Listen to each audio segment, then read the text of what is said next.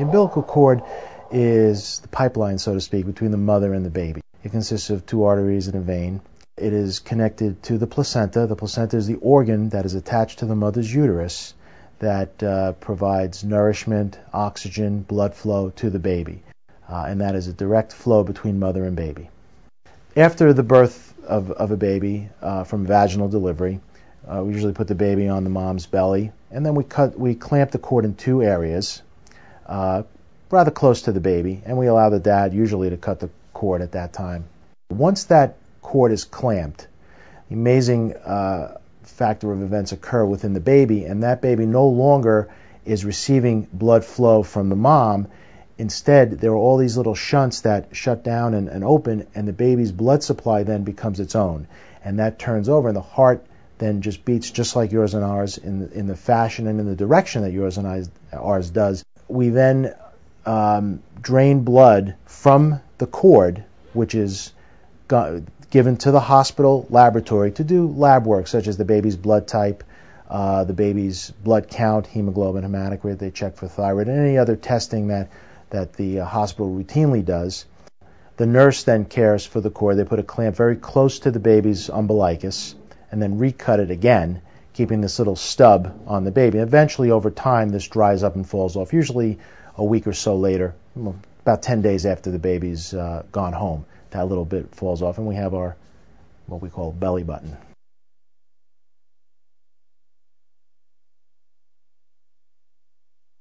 They recommend doing nothing. You just keep it clean, dry, roll the diaper down so that it doesn't irritate it because it is very sensitive at the beginning. And then after about 2 weeks or so, it dries up and it falls off. And then that's it. That's all you have to do to take care of it. There's nothing. It's the same if you do the cord blanking as any other baby, C-section or natural delivery, either way, it doesn't matter. Every baby's cord is the same.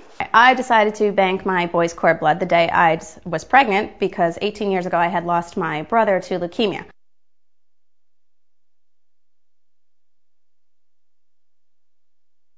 So I decided to become a nurse after that, and I did, and I kind of followed up on the treatments and the advances in treating leukemia, and when this came about, I thought, wow, how could anyone not do this? It was perfect. You know, and I decided people were always saving for college, and you have to make sure your kid gets to college.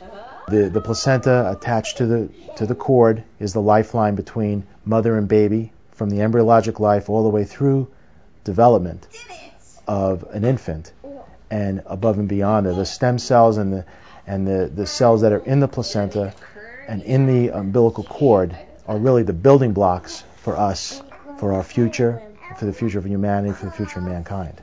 Oh, you want to put them over there? Maybe Cord blood banking has been around, believe it or not, for about 15 years. It emerged when doctors first discovered that in the leftover blood after birth, there was a very rich supply of stem cells that could be used to rebuild the blood and immune system. And so bone marrow transplantation, which was part of the treatment of cancer and a number of other blood diseases, taught us that we could regrow and rebuild the entire manufacturing capacity of the bone marrow by injecting stem cells into the bloodstream. Those cells traveled through the bloodstream, took up residence in the bone marrow, and in essence reseeded and regrew that vital tissue for our bodies. As far as preparation for the banking, I didn't have to do anything. Once you call Life Bank, they send you a kit in the mail, and all you have to do is fill out a health history of you, your family, your husband's family, and then you send everything, the questionnaire back to them, and you bring this box with you when you go to the doctor in case he sends you over to the hospital. But otherwise, you just bring it with you when you go to have your baby, and you just hand it to the doctor, and they take care of everything. It's then shipped to our facility under a controlled courier process, and once it arrives in our laboratories, the stem cells are isolated from the leftover cord blood, processed, tested, and then stored in a system that will keep these cells viable probably for the lifetime of the child. When the cord blood unit comes in, it's checked in here, the chain of custody is done, and this laboratory in general is for processing of cord blood. When the unit comes in, is going to look like this. So that's a unit of cord blood. The next step would be actually to remove the red cell component of the unit because these cells are not wanted, and separate the top part, which would have the stem cells and white cell component in it. And after that, that portion of it is centrifuged and is concentrated, so the cells are gonna, you can see the cells in the bottom of the bag here after centrifugation. It is lifetime. The cells stay frozen forever until you hopefully never need them. But they stay in the parent's name until they're 18, and then when the child turns 18, you can either sign the payments over to them and they can take over, or you could just keep doing it, which is what I would do. It's a gift. So the way I look at it is this.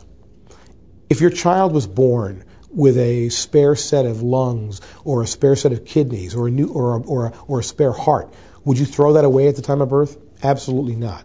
And so stem cells left over in the cord, blood, and placenta provide an opportunity to recover something that can be used to regenerate and renew the health of all of those organ systems. So there's tremendous promise that stem cells will provide access to 21st century therapeutics for anybody who chooses to bank those cells. If you're thinking of banking, do it. Don't ever for a day in your life think that it's not going to happen to you. Sorry. My brother played soccer. He played baseball to the day he died with a permanent catheter in his chest for his chemotherapy, and it happened to him. So there's not a day that goes by that I think that it won't happen to somebody. If you can do it, do it.